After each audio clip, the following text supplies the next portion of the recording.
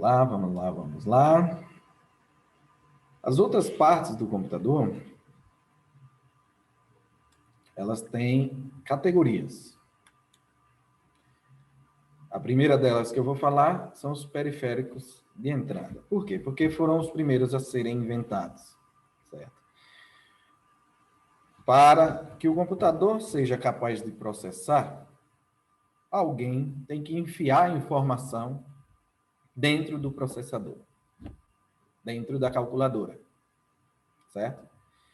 Essas ferramentas que têm a capacidade de enfiar a informação dentro do processador são chamadas de periféricos de entrada. Pegou aí? Enfia informação, periférico de entrada. Ele tem a capacidade de fazer o processador trabalhar.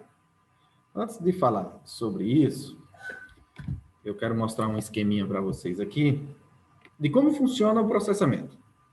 Como funciona um programa, como funciona um sistema. Cadê? Aqui, desenho.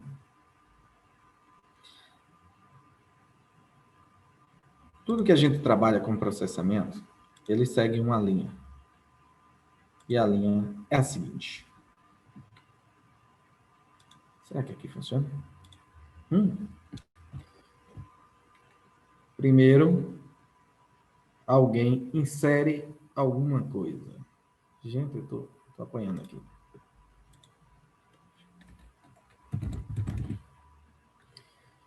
Depois, essa entrada, essa coisa, ela é processada. E para terminar, tudo tem que haver... Eu sou muito bom aqui de... uma saída. A saída é que mostra que o que você processou deu certo. A exemplo, eu vou falar sobre fazer café. Café, coisa que todo mundo faz em casa. Como é que funciona o café? Primeiro, a gente tem que ter a máquina de fazer café, que é uma panela com água. Então, você vai dar entrada no que vai ser processado. Você coloca água, coloca fogo, coloca café, coloca açúcar. Isso aí vai ferver. O ferver é o processamento. Beleza? O ferver é o processamento.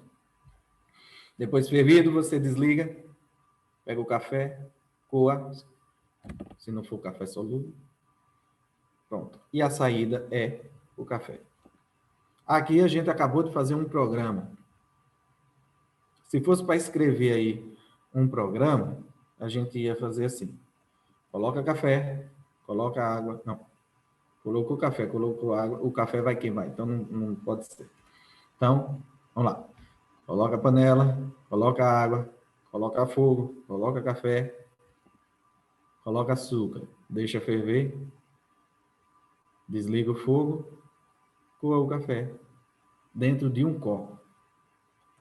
Isso aí é um programa. Resumindo, um programa é uma receita, certo? Então, programar nada mais é do que fazer uma receita em que o computador é que executa a receita. Beleza? Contudo, toda essa abstração é só para falar sobre os cartões perfurados. Os cartões perfurados, minha gente, eram as receitas, as primeiras receitas que existiram. O pessoal comprava os computadores e já vinha com os cartões perfurados. Então, se eles quisessem uma equação, eu quero fazer isso. Aí pegava o cartãozinho, botava lá o computador, lia, beleza. Agora eu quero essa equação, pegava, botava o cartãozinho, lia e o resultado ia aparecendo em algum lugar. Então, cartões perfurados foi o primeiro periférico de entrada. Já vinha com o programa. Com a evolução, veio os teclados, que são os que a gente usa até hoje, só evoluíram a quantidade de letras, mas são a mesma coisa. O teclado, quando você liga ele no computador, ele começa a passar energia. E essa energia vem, passa por ele, vai para o computador fica esperando. Ele manda sempre uma frequência de sinal. Quando você aperta qualquer tecla, gera uma resistência e aí muda o sinal. Chegou o sinal diferente no computador, no drive do computador, ele interpreta como uma letra e manda esse sinal para dentro do computador. Se você for tocando em cada letra diferente, vai mudando a frequência do sinal que está entrando no computador. E essa frequência, certo?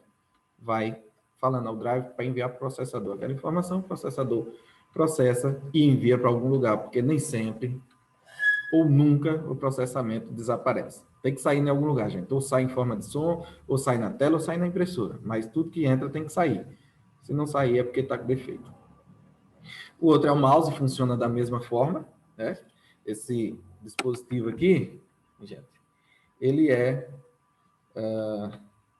uma luz e uma câmera. Basicamente uma câmera.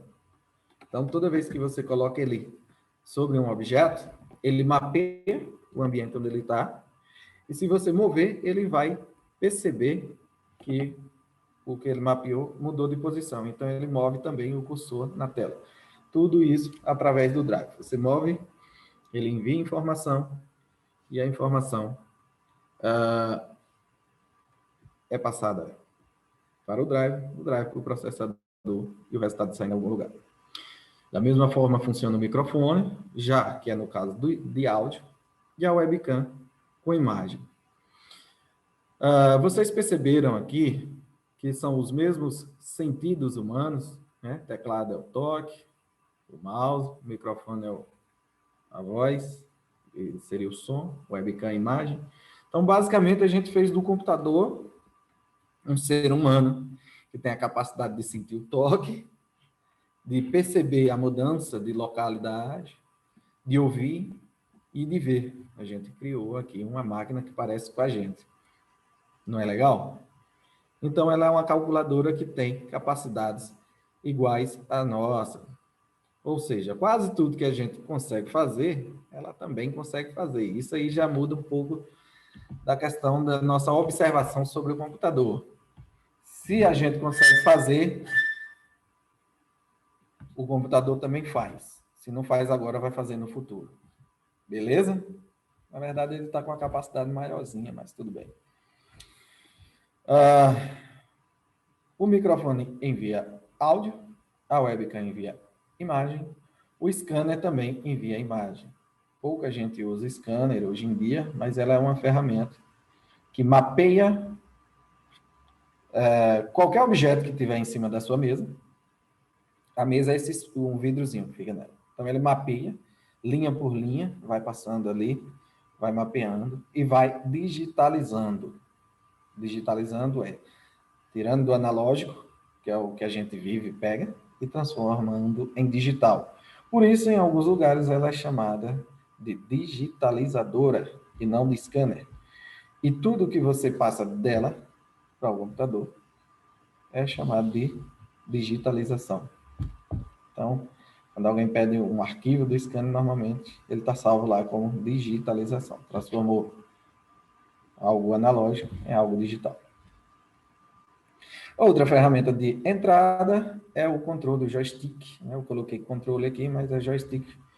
E controle também funciona quem tem aqueles controles que trabalham via infravermelho. Tem computadores que têm sensores infravermelho e funciona da mesma forma. Você aperta o botão, o sensor detecta, envia para o drive envia para o processador e alguma coisa acontece.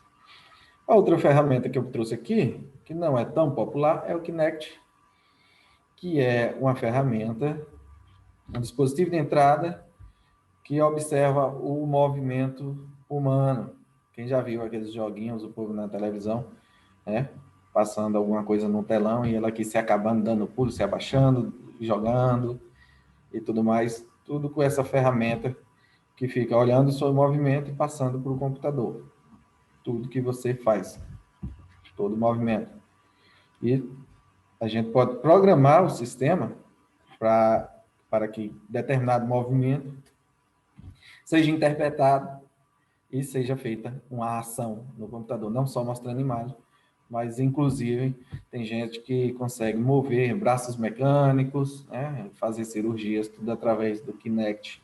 Pega o boneco aqui, o Kinect olhando ele aqui e tal, várias posições, ele vem com o bisturi e o bisturi realizando procedimentos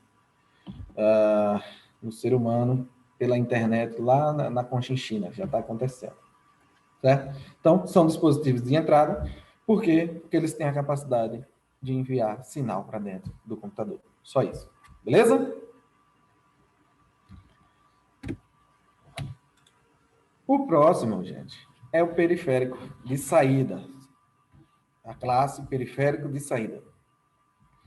Os periféricos de saída são aqueles que mostram o resultado do processamento. Como eu disse para você, um processo ele tem início, meio e fim, entrada, processamento e saída.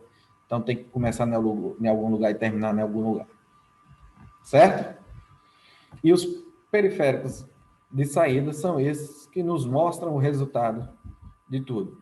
Eu vou falar primeiro da impressora, por quê? Porque a impressora é a ferramenta de saída mais comum e uma das primeiras que existiu, né? Fora as observações em luzes, imprimir era a forma mais comum de ver o resultado do que foi feito, certo? Neste caso aqui, eu trouxe exemplos só de impressoras e a evolução que ela teve, certo?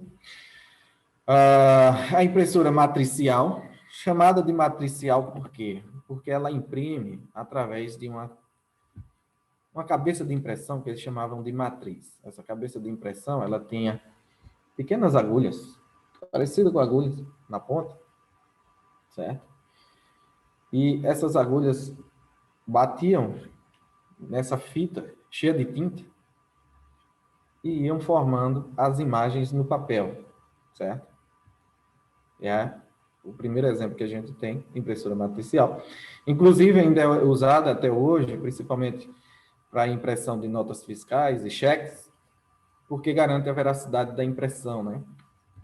Caso alguém queira ver se o cheque foi impresso em determinada impressora, é fácil, porque o perito pode observar a profundidade dos furos, porque cada cabeça de impressão ela tem, apesar de ser feita no mesmo fabricante, ela tem uma força maior, uma força menor, então ele consegue perceber se com desgaste, né, ele consegue perceber se determinado pontinho da impressão foi mais fraco ou foi mais forte, ao ponto de chegar na impressora que fez a impressão de determinado documento. Então, na área fiscal, na área de cheques, na área de coisas que podem resultar em perícia, o pessoal normalmente recomenda usar a impressora matricial, certo? O tipo de conexão dela é a porta paralela, que é uma das mais antigas que tem. Eu trouxe só para que vocês observassem que ela é um tipo de conexão diferente. A outra impressora que tem aqui foi a evolução dessa, que é a impressora jato de tinta. A jato de tinta, ela traz aqui pequenos potinhos de tinta, certo? E esses potinhos de tinta, ela tem uma área que tem microfuros. Quando você manda a impressão, cai gotinhas de tinta bem pequenininho no papel, que para a gente, a olho nu, quase não enxerga, e ela vai compondo as cores, colocando gotinhas de cores diferentes. Ele faz a combinação das cores magenta, ciano, amarelo e preto, né? Ainda tem as que faz RGB, que é azul, verde e vermelho, certo? Acho que é isso. Então, tem tipos de impressoras diferentes, com cores diferentes, que trabalham da mesma forma, só que com a qualidade mais inferior ou superior. Beleza? O outro tipo de impressora é a impressora a laser. Ela é famosa pela qualidade da impressão. As de jato de tinta normalmente têm borrões, porque a tinta nem sempre ela cai em uma posição programada. Ela nem sempre, ela se espalha no papel, a depender do papel, e fica bem borrada.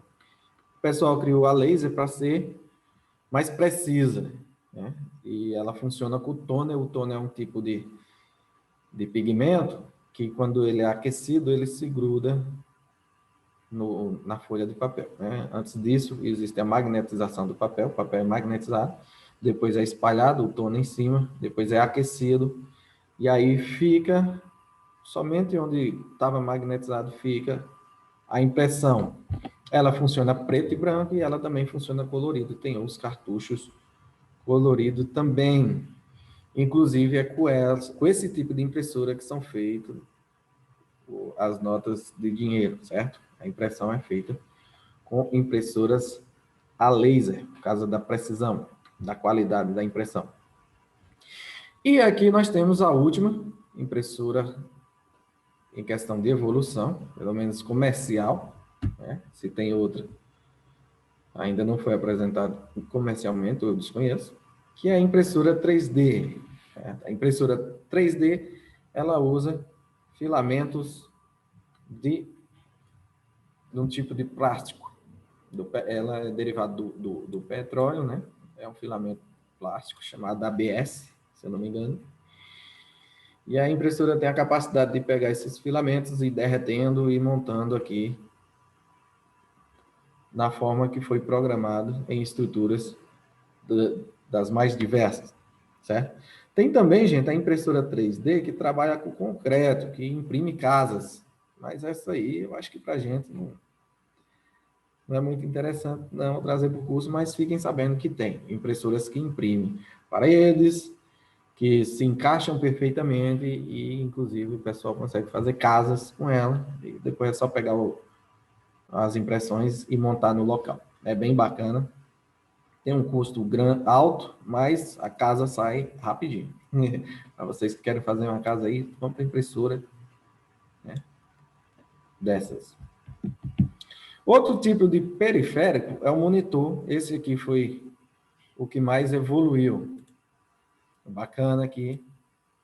O monitor ele saiu do CRT, que era esse aqui com tubos, para o monitor LCD e não LSD, viu? LCD. Todos produzem imagem. Nesse caso aqui, um feixe de luz é projetado na tela, é enviado um raio de luz para a tela, e os pixels que ela acerta acendem, certo? Então, a imagem é produzida através de pequenos raios de luz que batem em pixels.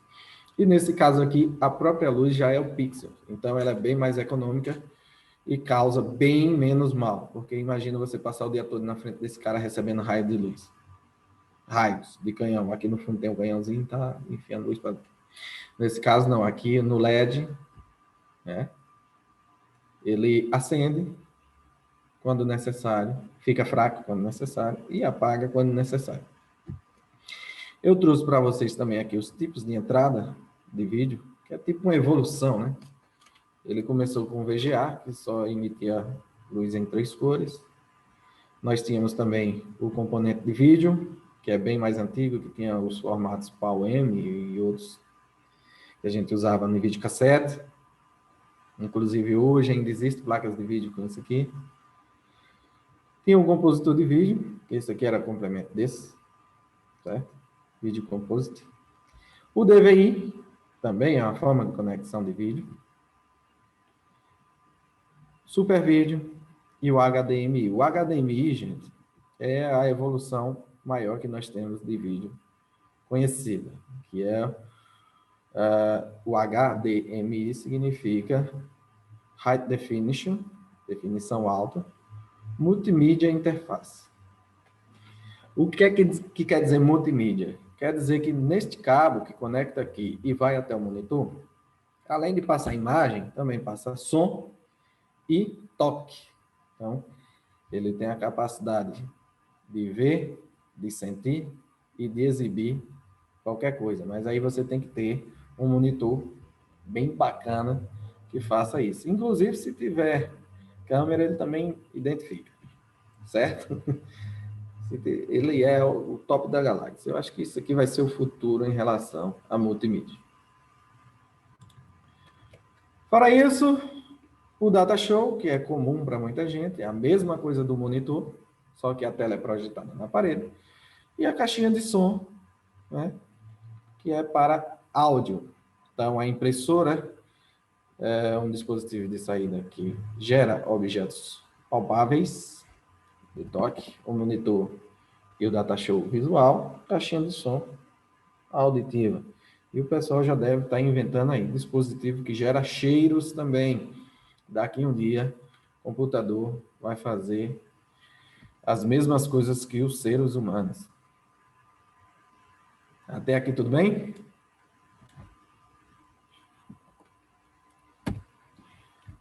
Vamos falar então agora dos dispositivos que cumprem as duas missões, tanto a de enviar dados para dentro do processador, quanto a de receber os dados processados, certo? Ah, sim, gente, antes que eu me esqueça, vamos chegar aqui no instante. Os periféricos de saídas também precisam de drivers, certo? O processador envia a informação para o drive e o drive é que envia para os dispositivos de saída. A mesma coisa para os periféricos de entrada e saída, também precisam de drivers de entrada, drivers de saída, que é um pequeno programa que traduz a linguagem do dispositivo para a linguagem do processador. Entre os dispositivos de entrada e saída, nós temos disquete, que muitos de vocês não conheceram, porque são novinhos, né? Mas existiu o disquete. Deixa eu mostrar aqui a imagem do disquete. Aqui está. Começou com esse, foi diminuindo, aumentando a capacidade, chegamos ao CD, o pendrive e aqui o memory stick, o cartão de memória USB, certo? É a evolução desses caras.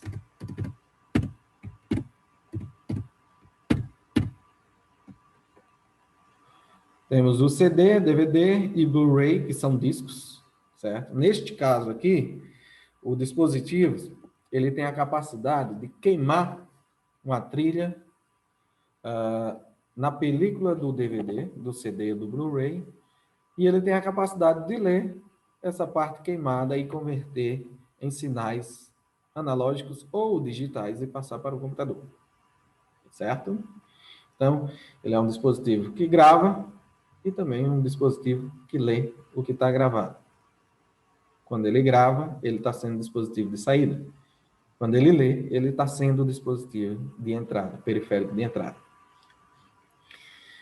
Pendrive, que não é novidade para ninguém, e os cartões de memória também não é novidade para ninguém, também conhecido como SD, ou Stick Drive. O HD e o SSD, que a gente já falou sobre eles antes, são dispositivos de entrada e saída ao mesmo tempo. Quando eles estão gravando os dados, são de saída. Quando eles estão lendo os dados, são de entrada. A novidade é que a placa de rede, o modem, o Wi-Fi ou o Bluetooth. Esses daqui são dispositivos de entrada e saída que têm a capacidade de se comunicar com outros dispositivos, não só com o próprio computador.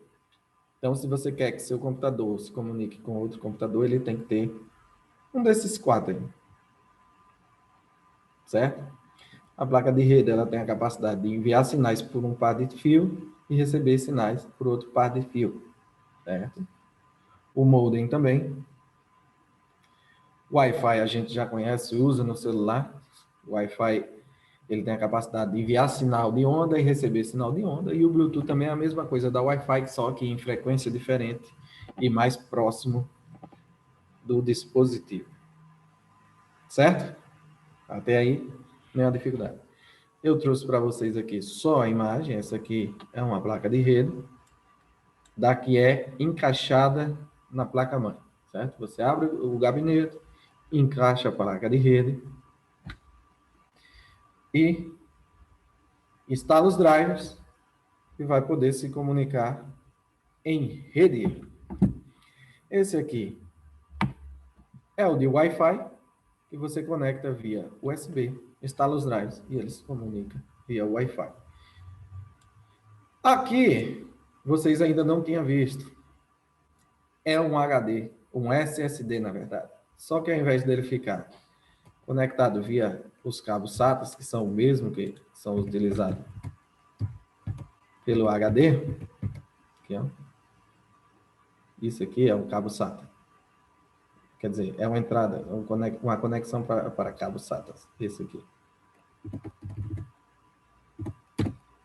Neste caso aqui, ele fica direto na placa-mãe, o que melhora significativamente, é a palavra, deixa pra lá. Vocês entenderam? Que melhora o desempenho. Muito desempenho da comunicação. Você clicou para gravar, ele grava, clicou para abrir, ele abre, é instantâneo, é mágico. Outra coisa que o pessoal não considera, mas é dispositivo de entrada e saída, é a tela de toque. Esse carinha aqui, ó, o touch do seu celular. Pois é. Quando você pressiona ele está sendo dispositivo de entrada. Você clica aqui, ele está sendo dispositivo de entrada. Quando ele mostra a imagem, ele está sendo dispositivo de saída. Então, ele é um periférico de entrada e de saída. Tela de toque é o touchscreen. Beleza? Inclusive, hoje em dia, já tem monitores, né, que tem a capacidade de funcionar, né, como um computador independente, certo? Tem uns monitores aí bem potentes que estão sendo usados como computadores. Então, o pessoal compra só o monitor e usa ele na base do touch, que se quiser conectar um teclado, mouse, mas ele pode usar o touch, já tem câmera, já tira foto, já tem microfone, já tem tudo no monitor, então tá ficando perfeito. E para usar o teclado, tá com os dedos lá, igual o tablet, você vai digitando. Beleza? Tudo isso aqui, galera, foi inventado e foi criado no intuito de evoluir, usando apenas uma ferramenta que tem a capacidade de somar, multiplicar, dividir, certo? Com apenas bits. Você coloca um bit, ele gera um resultado. Então, pegou uma calculadora e conseguiu colocar ela para toda vez que o resultado for uma determinada coisa, vai executar uma função, né? Para isso, tinha alguém por trás sempre fazendo a programação. A programação, como a gente já viu, é uma receita, certo? Várias receitas vira um curso e, no caso do computador, vários programas viram um aplicativo. E vários aplicativos rodando ao mesmo tempo vira um sistema. Por isso, nós vamos entrar agora na parte de sistema operacional, que depois dessa parte aqui, gente, aí sim a gente vai entrar naquela parte do curso voltada só para o concurso, beleza? Ana Maria Santos Santana. Ana Maria Santos. É isso aí. Comentou aqui, olhando o antes e o depois, impressionante como as coisas vêm se evoluindo mais e mais. É isso aí, Ana. E quando a gente vê essa história assim sendo contada, aí a gente pega mais intimidade. Pelo menos é isso que eu acho, né? Espero que vocês tenham pegado mais intimidade em relação ao computador. Agora deixou de ser um bicho de sete cabeças e vocês perceberam que é só uma ferramenta mecânica que a gente pode fazer o que quiser com ela. Só um minuto aqui.